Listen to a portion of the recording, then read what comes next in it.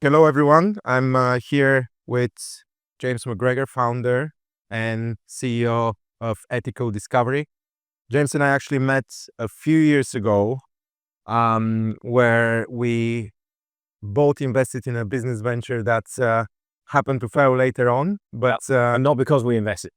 I think that's the important point. not because we invested in it, but that was the reason why me and him connected, and I'm very happy that we've continued our relationship. Um, can you please tell us, our viewers and listeners, who you are, what Ethical Discovery does, and what in your background led you uh, essentially start and build that business? Yeah, sure. James MacGregor, I founded Ethical eDiscovery, which is a boutique eDiscovery firm. I started it about nearly 2 years ago now. Prior to that, I've worked in the eDiscovery industry for the best part of 15 years. I began my career in the US originally and then moved back to the UK, working at bigger consultancy firms. I was a managing director of a big eDiscovery consultancy firm before I started my own boutique firm. And the reason that I started my own firm is that firm that I was overseeing previously underwent a lot of M&A activity in that time, and many of the smaller independent e-discovery businesses were acquired by this larger entity, and I thought there's an opportunity in the market there to start something different.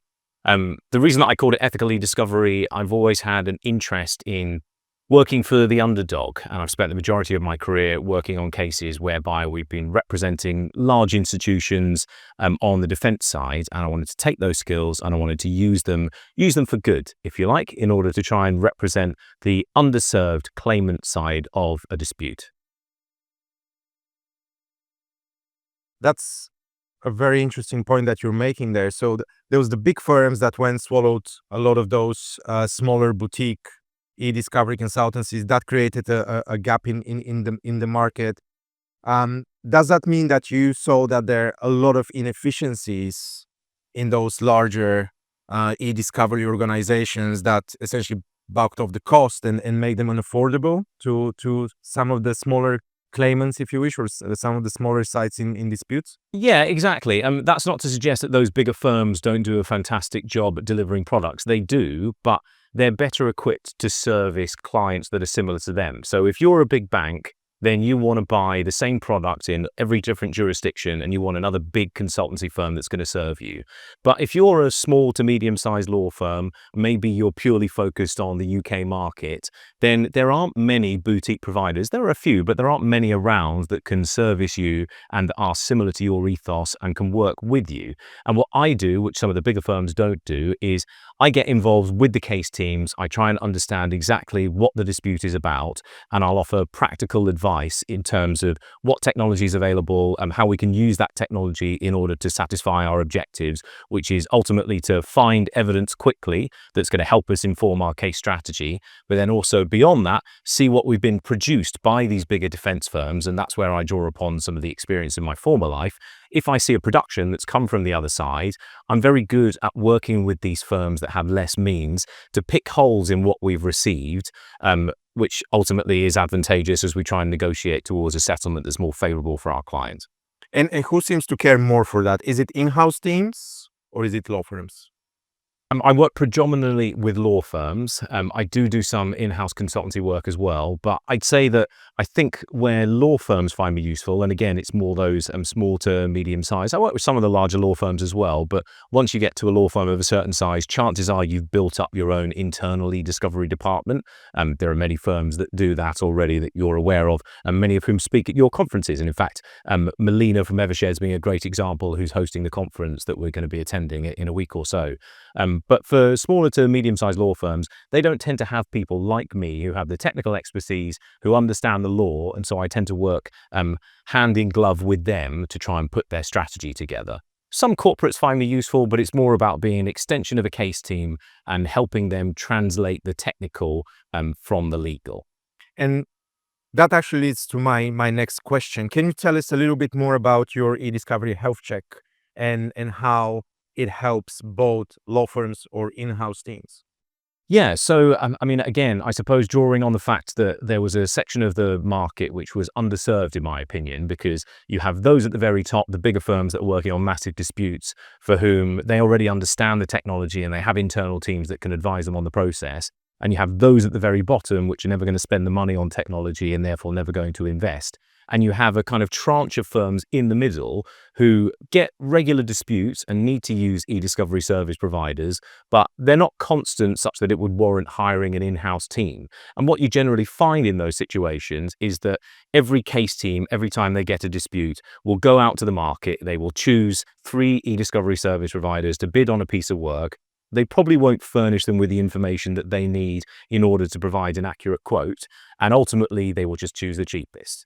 And in that scenario, every time you instruct a new provider, and it's the same for buying anything within the context of a law firm, you have to start from scratch on each occasion.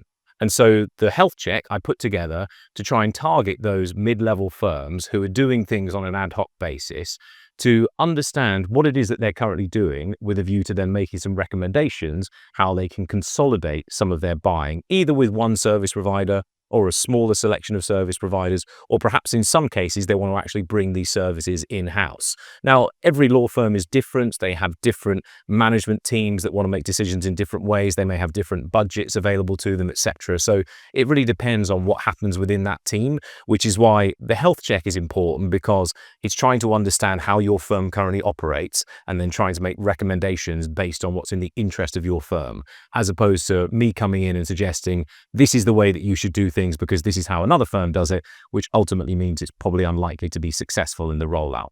And how receptive the market has been to this approach?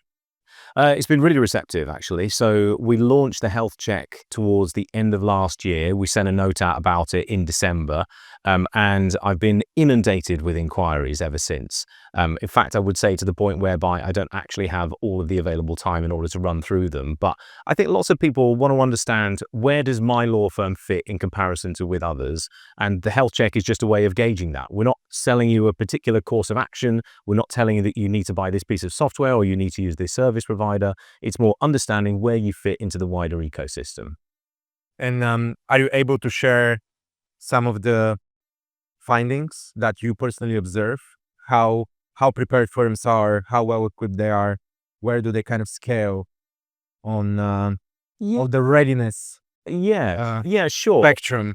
I mean, I suppose every law firm is a bit different, but one of the things that's definitely the case across all firms is there's a huge span of knowledge for different lawyers. I mean, law firms are quite strange places when it comes to decision making anyway, because different firms are led by different partners, and because of the partnership structure, there's often not a centralized decision making when it comes to the procurement of technology.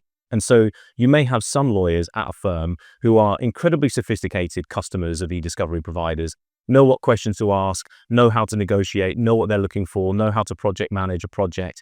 And you may have others at the other end of the spectrum for whom this is not something that they're interested in. They didn't go to law school in order to understand how technology works. And it's not that they don't want to try, but it's just not something which falls within their skill set. And so trying to bridge that gap is really challenging. What I would say is that there are many firms, and I've done some consultation recently with firms at the very top end who don't actually manage things in a centralized way, and every firm thinks that they're much further behind their competitors than is actually the case. There is not a level of sophistication across the market which is high. Ultimately, there are lots of people that are still kind of stitching things together ad hoc. And it really varies firm to firm, how wide the gap is inside the firm, but all firms could improve.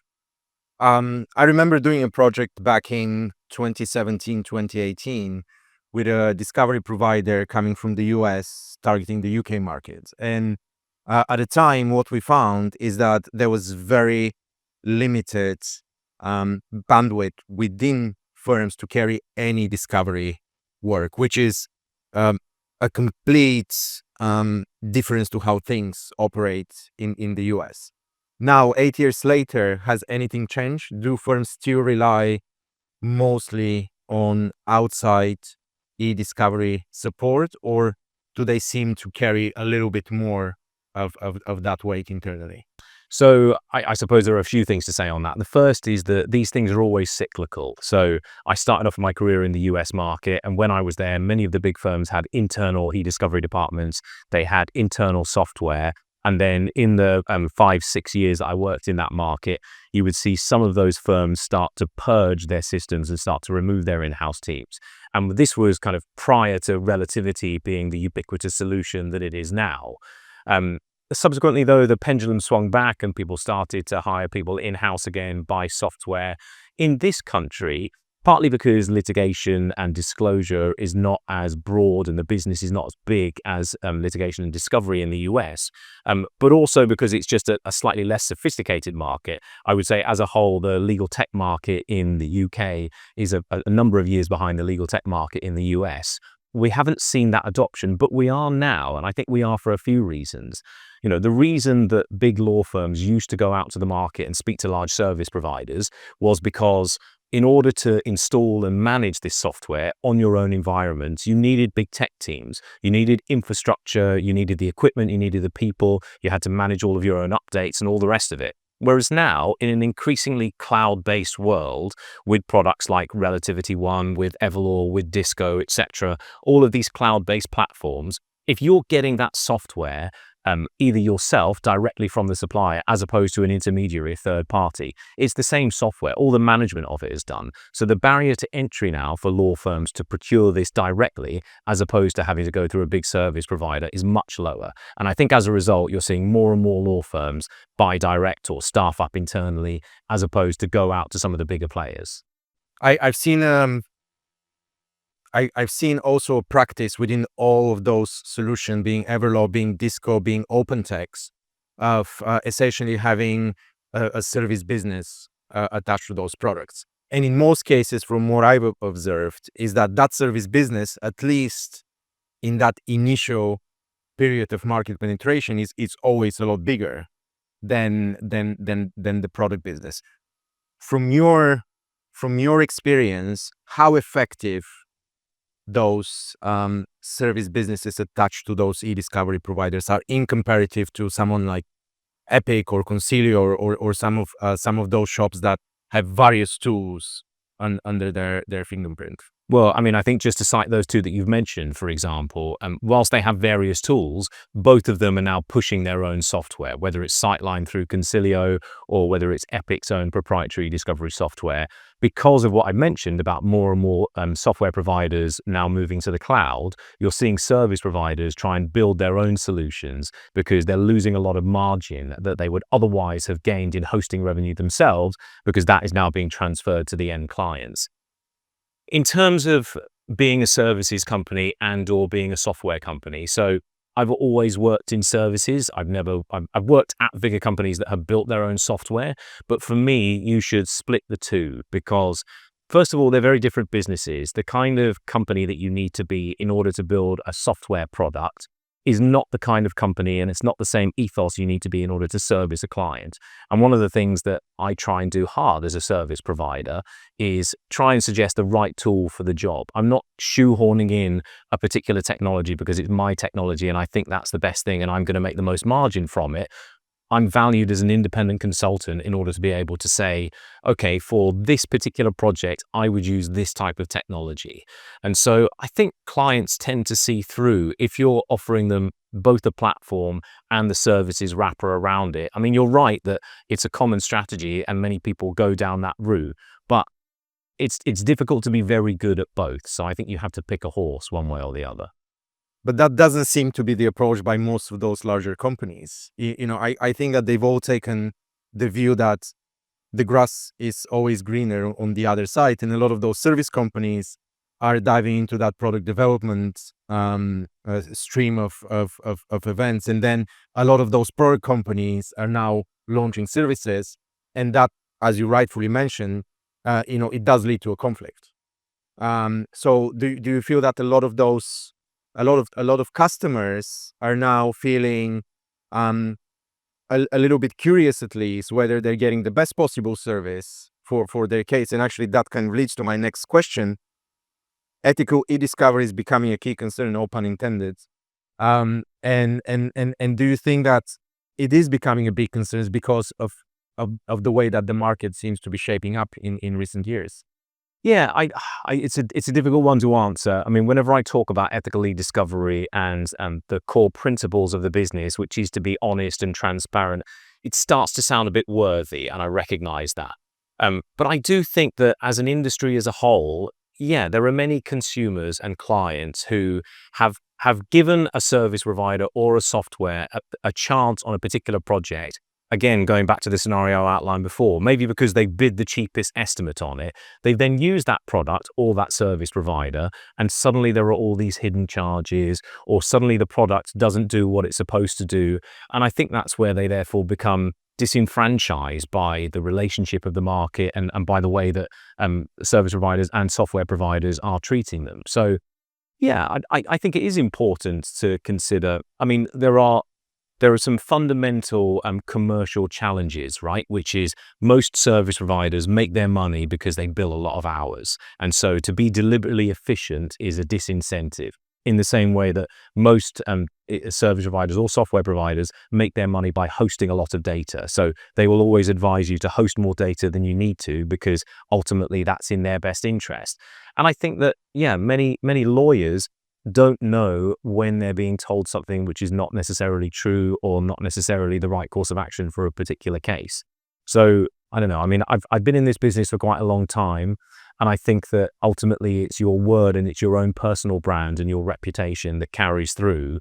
And so for clients that you work with, where you can say, look, I think we've got this lower cost solution that you might be able to use, chances are they will call you again when there's a bigger project and there's something more in play. And so I think an ethical approach to the business is very important.